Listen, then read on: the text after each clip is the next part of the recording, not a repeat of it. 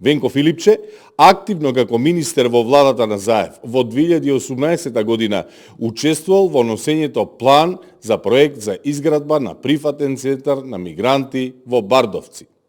Имено, во службен весник на Република Македонија, на ден 26.1.2018, број 16, страна 189, точка 1.6 стои, цитирам,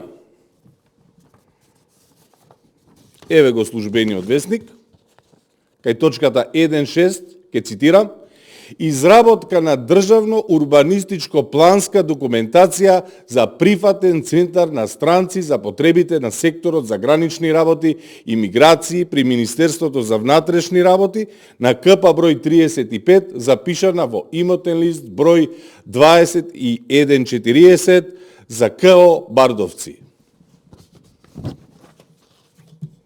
Ова е тоа. И ова е поминато на влада и за тоа Венко Филипче гласал со две раце. Овие мигранти кои тогаш Филипче сакал да ги прими, се истите тие мигранти кои сега прават проблеми во Европа.